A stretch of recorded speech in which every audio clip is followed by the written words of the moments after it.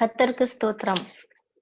சங்கீதங்களில் இருந்து பாடங்களை கற்று வருகிறோம். இன்றைக்கும் 56ஆம் சங்கீதத்தில் இருந்து கர்த்தர் நம்மோடு பேசுவாராக. 56ஆம் சங்கீதம் தாவீது ராஜா எழுதும் போது அவர் பெலிஸ்தியரின் கையில், எதிரியுடைய கையில் அகப்பட்டு அந்த ஒரு இக்கட்டான நிலைமையில் தேவனை நோக்கி எழுதுகிற பாடல். அவரது வாழ்வில் அதிகமான போராட்டங்களை அவர் சந்தித்த பயமான சூழ்நிலையும் குறித்து அவர் சோ இந்த காரியங்கள் நமக்கு எப்படி பிரயோஜனமாக இந்த நாட்களில் அமைய போகிறது? போராட்டமான உலகத்தில் இருக்கிறோமா?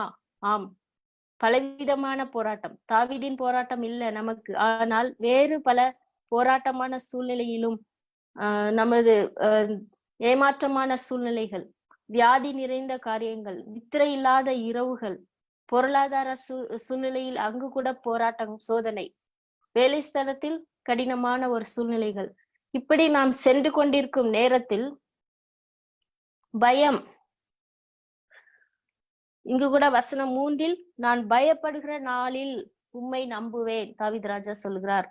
பயம் என்று சொல்லும்போது வேதத்திலே பயப்படாதே என்று நம் ஆண்டவர் அநேக இடங்களில் குறிப்பிட்டுள்ளார். பைபிள் முழுவதும் பார்க்கும்போது 365 முறை பயப்படாதே என்கிற வார்த்தை எழுதியிருக்கிறது. ஆம், ஒரு வருஷத்துக்கு 365 நாட்கள் கர்த்தர் சொல்லியிருக்கிற பயப்படாதே என்கிற வார்த்தையை நமக்கு எடுக்கும்போது ஒவ்வொரு நாளும் கர்த்தர் நம்மை நோக்கி சொல்லுகிறார், பயப்படாதே. நம்ம இந்த உலகத்தில் வாழ கர்த்தர் அனுமதித்திருக்கிறார். அவர் ஒவ்வொரு நாளும் நமக்கு சொல்லுவது பயப்படாதே. இந்த தாவீது ராஜா பயமான சூழ்நிலையில் இருந்தாலும் கூட 3ஆம் வசனத்தில் நான் பயப்படும் நாளில் உம்மை நம்புவேன் என்று பாடல் பாடுகிறார். அவரது நம்பிக்கைக்கு, அவரது விசுவாசத்திலும் நாம் கற்றுக்கொள்ள வேண்டிய பாடம் வசனம் 4.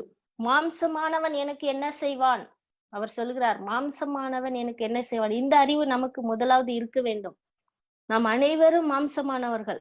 நான் நம்பி இருக்கிறவரோ மாம்சமானவர் அல்ல, அவர் உன்னதமானவர். வசனம் 2, பகுதி 2.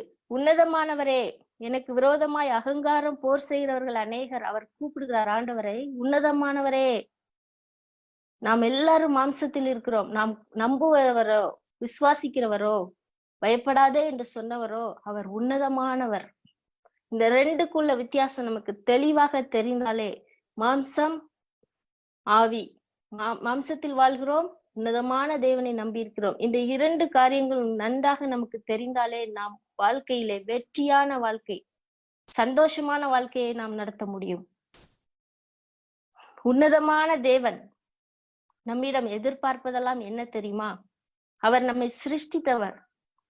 நமக்கென்று ஒரு நோக்கத்தை, ஒரு பெரிய திட்டத்தை நமக்காக வைத்து இந்த உலகத்திலே அனுப்பி இருக்கிறார் நம்மை.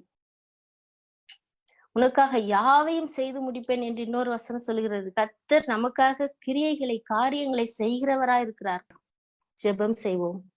எங்களை நேசிக்கிற தகப்பனே, இந்த நாளில் நாங்கள் தியானித்தது போல சங்கீதம் 56 எப்படிப்பட்ட சூழ்நிலையானாலும் சரி, நீர் இருக்கிறீர், உன்னதமானவர் இருக்கிறீர் என்ற அறிவை எங்களுக்கு தாங்க. அந்த உணர்வோடு நாங்கள் உமக்குரிய கனத்தையும் மகிமையும் புகழையும் செலுத்துவதற்கு, அர்த்தம் உணர்ந்து பாடல்களை பாடி உமக்கு ஆராதனை செய்வதற்கு 24 மணி நேரமும் நீர் எங்கள் மீது கண்ணோக்கமாய் இருக்கிறீர். எங்கள் கண்ணீர்கள், எங்கள் அலைச்சல்கள் எல்லாம் நீர் கணக்கில் வைத்திருக்கிறீர். தேவனே, நீர் பயப்படாதே என்று சொல்லுகிறீர். எங்களுக்குரிய வேண்டிய உற்சாகத்தை எங்களுக்கு தாங்க.